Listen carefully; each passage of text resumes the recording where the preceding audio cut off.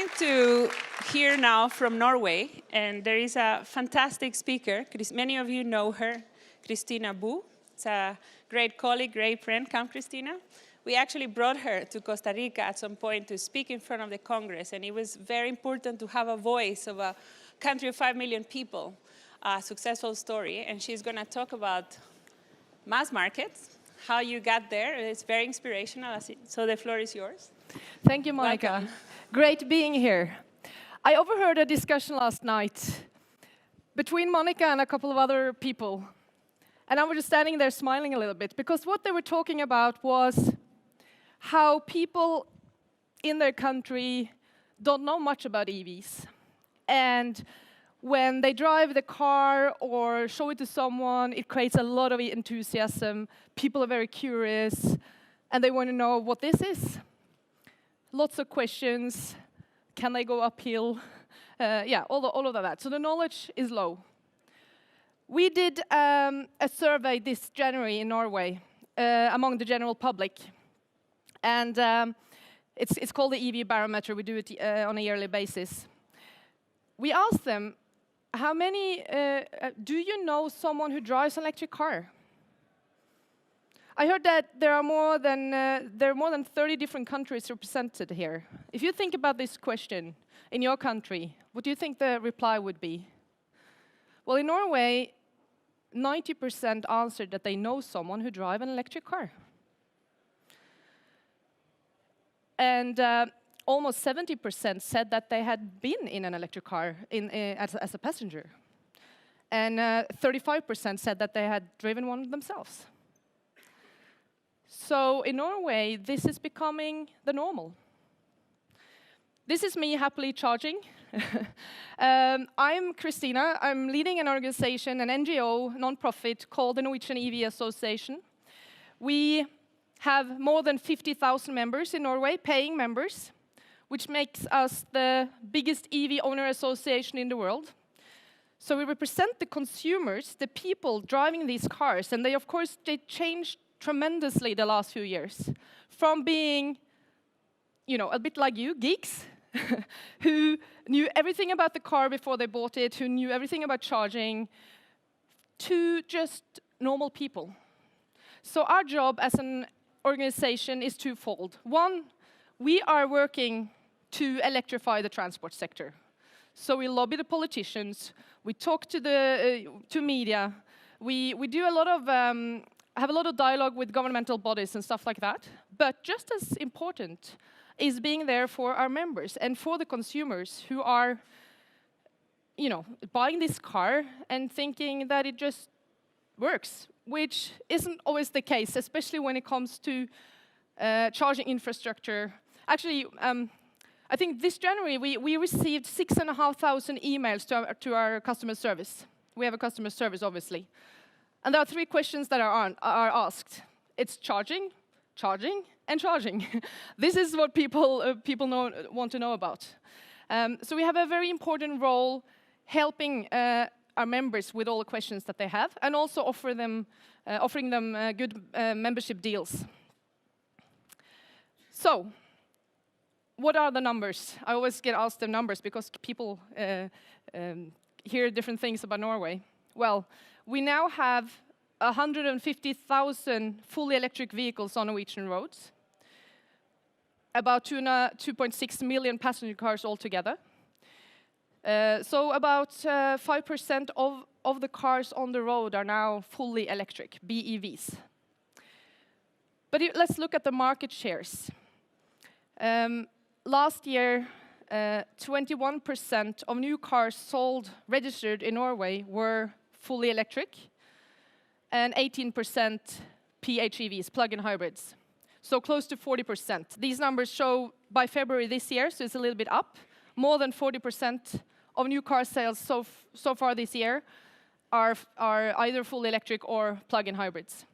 What is more interesting, actually, with this graph is, if you go back to 2012, the market share for BEVs was 3%. So we've gone from 3% to 21% in 5 years. And that is the most interesting part of the Norwegian story, how fast this has happened. So this was the case in 2010. Hardly any battery electric vehicles sold. We had a few. So Norwegian built cars, Think and Buddy. Some of you might know these cars. Diesels, 75%. And then switched to last year. In 7 years. So actually less than 50% of new car sales last year were diesel and petrols. That's disruption happening right now, right? And then all of you know, of course, that Norway has an incentive system. But what is often missed is that we have a long history of taxing cars heavily. Most other countries don't. So, because Norway haven't really had their own car business, car industry, like, for example, our neighbor country, Sweden, we have taxed cars heavily. So buying a new car in Norway is very expensive. So what Norway is doing is taxing what we don't want, petrol and diesel engine cars, not taxing what we want more of. We're actually promoting what we want more from, electric vehicles. So in addition to the tax exemptions, there's also quite a few incentives, local incentives, like not having to pay at toll roads, ferries, and public parking in many cities, and also access to bus lanes. Some of these incentives are changing a little bit now. The government has decided that, well, they've decided on a new rule, which say that you can't start taxing full electric vehicles as well, but maximum 50%. So that means that, for example, toll roads around the cities can start taxing BEVs, but the more you tax them, you have to increase it even more for petrol diesel engine vehicles. So it's a long-term incentive, right? So that you're sure that you get the money. Toll roads are often there to finance infrastructure, right? And these local incentives, they work. If we look at the map of Norway, again, last year's sales, new registered cars, BEVs, full electric, it differs quite a lot between the different regions, the different counties. First of all, BEVs are not just for cities. You can see that they're sold everywhere. Nordland, the county, the neck of Norway, that's where the polar circle cuts through. 16% of new car sales last year were full electric. But as you can see, for example, the Hordaland county on the west coast, 32% of new car sales were electric. And this is, of course, helped with this region having a lot of the local incentives really in place. Some other areas might not really have an issue with parking, or they don't have ferries, for example, on the eastern side, or not that many toll roads. In Hordaland County, all of these incentives are really important. Actually, so far this year, more than 40% of new car sales are full electric, and 60% if you include plug-in hybrids. This is where the second biggest city, Bergen, is. So it's a lot of people living there. 60% of new car sales so far this year are EVs in this area. So, a little bit about charging. This is how all charging stations look like in Norway. No. This is from the west coast, Geiranger, beautiful area. We have about 1,000 publicly accessible charging points in Norway, either at supermarkets or around, but quite a few of them are still old-fashioned Sjuko plugs. Norway started with electric cars before the European Union had decided on a standard, right? The Type 2 plug. And then we are also now getting more and more fast charging stations, and I'll talk a little bit about fast charging. About 650 stations, but they have more points. So actually, around 1,300 cars can now fast charge at the same time in Norway. That's the numbers. As you all know, charging is what you mostly do at home, right? You plug it in the afternoon and it's ready the next morning. And this is from our Eevee owner survey that we also do every year. And as you can see, most people charge on a daily basis at home. If you ask them how often they fast charge, it's not that often, but a lot of them does it on a monthly basis. The purple blue at the top there. So people don't do it often, but they have the need to fast charge once in a while when they want to go from one point to another, from one city to another city, for example. And people are not. You often heard a lot of the OEMs saying, the car manufacturers saying, well, we don't need bigger cars with bigger batteries because people on a regular basis, they don't only go a small distance every day. But people are not that rational, right? They think about that the car should also work on the weekend when they go to their cabin in the mountains, for example. You all heard about range anxiety. I don't think that is the big problem. This is something that new Eevee owners experience. But then they get used to the car. They know how to deal with it. They know that in wintertime the range goes down. This is something they can deal with, and that this is something they control. I think it's a bigger challenge with charging anxiety. Getting to a fast charging station, knowing whether they're even working, are there enough of them? Will there be a queue? This is me in a queue last summer. This is happening more and more in Norway. Fast charging stations where people are having to queue first, maybe for 20 minutes before you can even start fast charging for another 20 minutes. That is not good. We need to solve this challenge. Actually, this area was shortly after they built more fast charging stations here. Because it's interesting commercially to offer more charging points in an area like this. So the challenge with fast charging is actually high demand in some areas, but in more some areas outside the cities, for example, or north of Norway, there is no money in putting up fast charging stations because the use is low. So it's a bit of a challenge, but it's different in different areas. So what is the solution then? I think building bigger fast charging stations with several charging points that can handle the traffic. So we're past a situation where you put one fast charger in Norway. That's not even, don't even think about it. You have to have more in each location. This is an hour north of Oslo at Nebbenes. Tesla's put up 20 superchargers here, and there's also Fortum has put up 4 DC 50 kilowatt chargers and 4 AC chargers. So 28 cars can charge at the same time. And this is on a weekend. It's pretty full, right? Norway has decided to stop selling petrol and diesel engine cars from 2025. This was first suggested in 2016 and finally decided in the parliament as part of the National Transport Plan June last year. And this is what it says. All new passenger cars and light vans, LCVs, sold from 2025 shall be zero-emission vehicles, not plug-in hybrids, zero-emission. That means either BEVs or hydrogen cars with today's technologies. All new urban buses sold in 2025 shall be zero-meters or use biogas. So this is in 7 years. Will we can we do this? Well, there are some challenges. And I'd like to talk about them a little bit.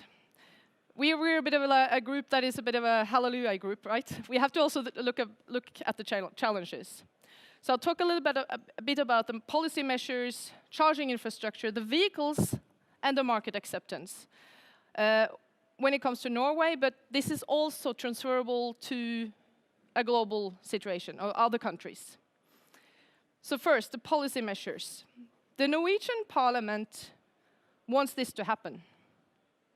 And they have measures to make this happen. And they've said that we want to make zero-emission vehicles economically beneficial so they can always compete. So they will use their tax system to make this happen. And what is a good thing is that this is supported from political parties from the left to the right in Norway. So it's a pretty broad consensus. Of course, there are discussions about whether removing some incentives and things like that, but on an overall, this was an unanimous vote, this goal, 2025 goal. What about in other countries around the world? The ball has just started rolling. This is some of the news from last year. India are only selling zero-emission vehicles from 2030. India. France and UK, you could laugh a little bit about the 2040 goal maybe, but will anyone really be making ICE cars after then? But still, I think it's important that you actually state a goal, because it sort of gives a direction. But you see, last year you heard more and more news. Ukraine started incentivizing EVs. Costa Rica decided to remove all taxes. New Zealand, they had a higher increase in the sales. Actually, I think it was 140% increase from 2016 to 2017 in the EV sales, which is higher than what Norway ever had. So we're seeing that. Also, I've been quite a lot in dialogue with German politicians lately, and we're also seeing there that the German politicians are starting to get a bit fed up with the tales from their OEMs in Germany. They are seeing that this can happen, and they are starting to. So this is sort of growing in country by country, and I think we've just started seeing the start of politicians wanting this to happen, and using the measures that they have to do so. So I don't think, well, I think this will actually even increase more, the incentives and people sort of pointing in this direction. What about charging then? I have a lot of wintry, we've had a lot of snow in Norway this winter, so all the photos are with lots of snow. But what about fast charging first? In winter, range comes down. The need for fast charging goes up, and you get situations like this. Remember the big fast charging station I showed you just recently? This was a couple of weeks ago on a Sunday. There are 3 Teslas in line waiting here. So how are we going to meet peak hour demand for fast charging? That is a big question I don't really have the answer to right now. Of course, we will get faster fast charging.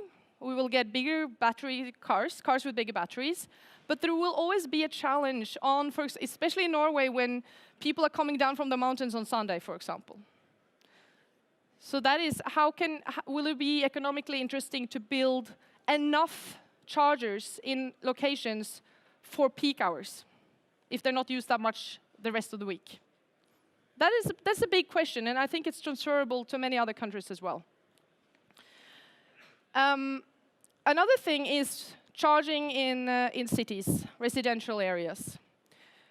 Oslo, the city Oslo in Norway, 70% live in apartment buildings.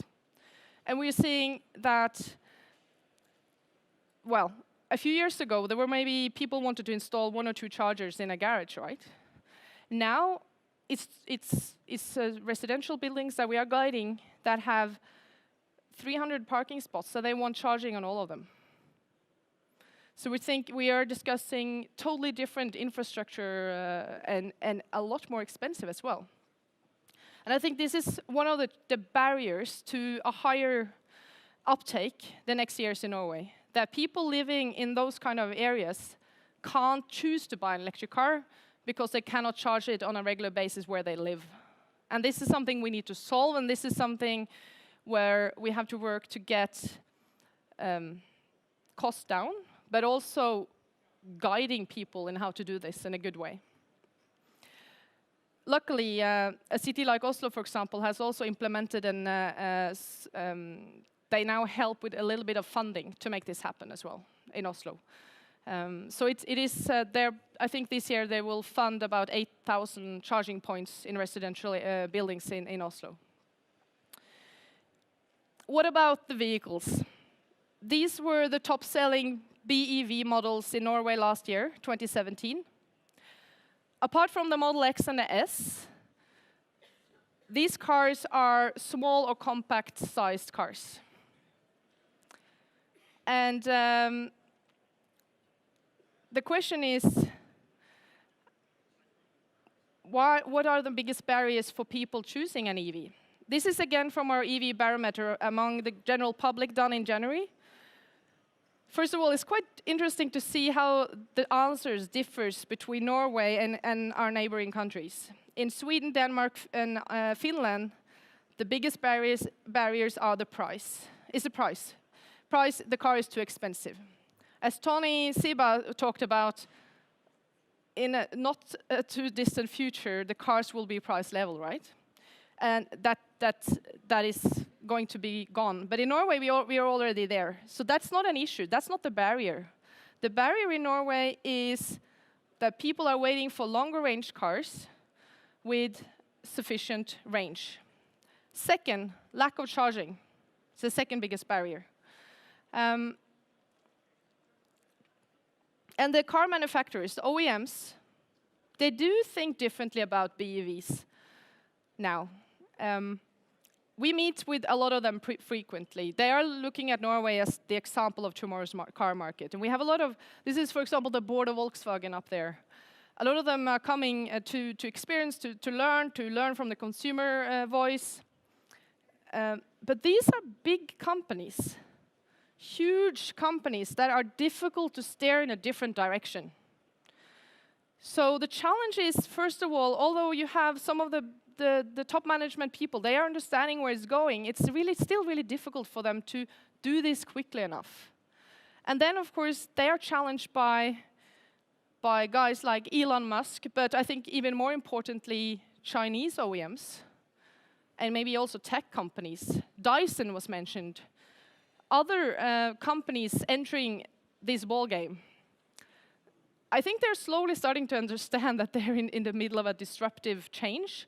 The challenge is whether they can handle this fast enough, right? And how fast can they deliver? This is from the launch of the I-Pace, 1st of March in Oslo. Jaguar last year in Norway sold 299 cars. They sold 299 cars in Norway last year. Now, about 2,000 Norwegians have paid a 2,000 euro deposit to be in the line to buy this car. This was from the launch. You see, this is the tension that new vehicles are getting. The Audi Quattro e-tron, Norway was the first country where they opened for deposits. 3,000 people have paid 2,000 euros to be in line for that car. The Nissan Leaf, before it was even possible for people to try it or look at it, they had written 6,500 contracts. Just to give you these numbers, put them in relation, we sell 150,000 new vehicles in Norway each year. 150,000 only. So these are high numbers. And the Hyundai Kona, the small SUV that will be launched this year, have 8,000 people on a waiting list. The Tesla Model 3, Tesla is secret about how many are ordered in each country, but we know that there are many. So the demand in Norway is huge, but the waiting lists are long, and people ordering, for example, today, an electric Golf have to wait about a year. So I think this is actually probably one of the biggest challenges the next 3 to 5 years, because Norway today is a market that the OEMs are interested in. They're there first, right? But we are going to get more and more competition from other countries as well. The demand is rising all over. So the demand is there. Don't blame people and the customers, which the OEMs often do. They say, well, we will make this car when someone wants it. Well, the people want it. This is from our Eevee survey again, Eevee owner survey. When we asked them how satisfied are you with driving an electric car, the average, on a scale from 1 to 10, the average is 9.1. And this is with a situation where a lot of the people will have cars that the range isn't too long, and there's still a challenge with charging infrastructure. This results in a country where we sort of are ahead of the technology a little bit. People love driving electric. They like pushing the the torque, you know, stepping on the torque, feeling the quickness of the cars, and how easy it is to drive them. So the mass market is here when we look at consumers and the market demand, and it has happened increasingly, really fast. It's happened in 5-6 years. Why shouldn't that happen in country after country?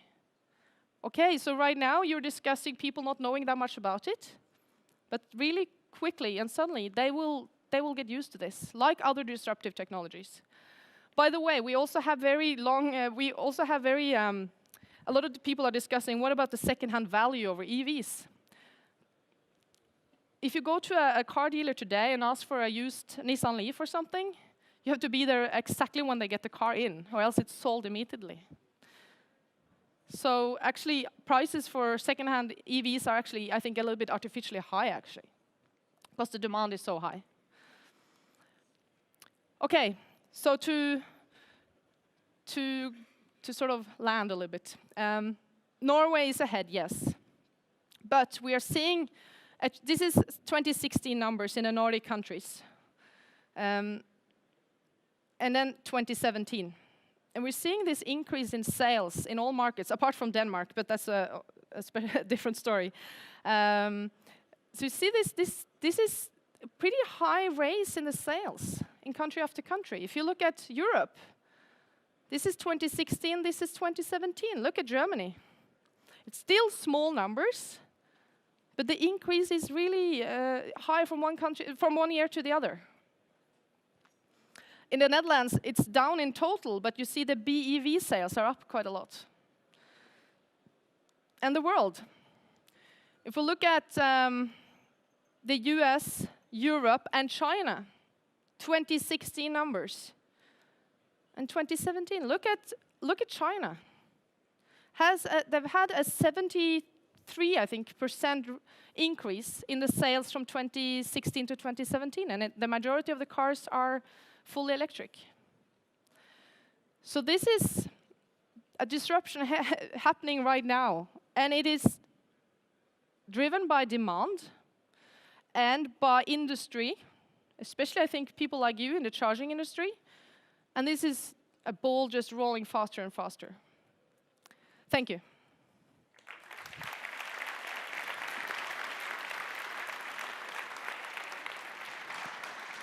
You should stay here. Just quickly to connect this presentation with Tony Siebe's. It was a handful of years ago. I remember we were covering Norway had gotten 13% of the of new car sales were like electric. 13%. It was breakthrough. It was huge. We got so much traffic on this news.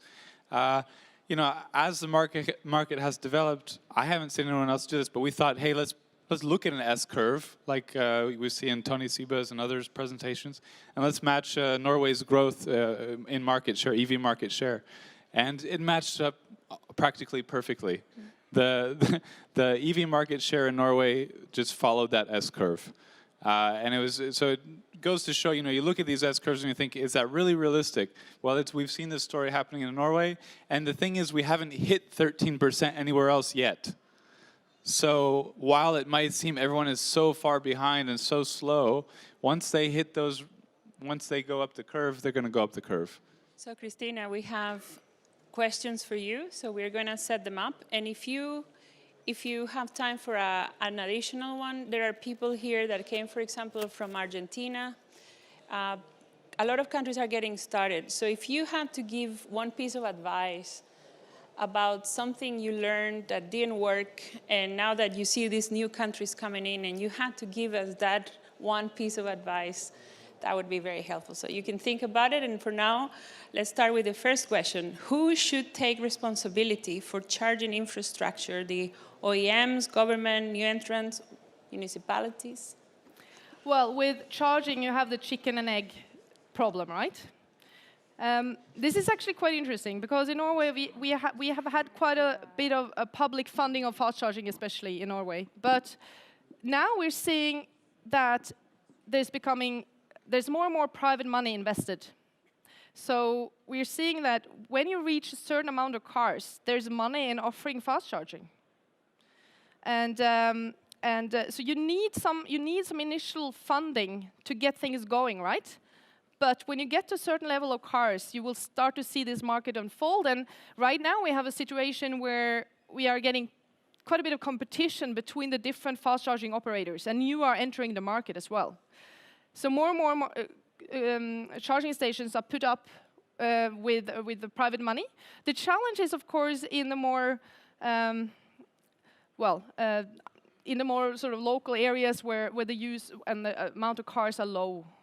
So in the far north, for example, there's not that much money in installing fast chargers there. So you probably need a different funding systems to get a system of chargers all over the country, which is important, a network of chargers.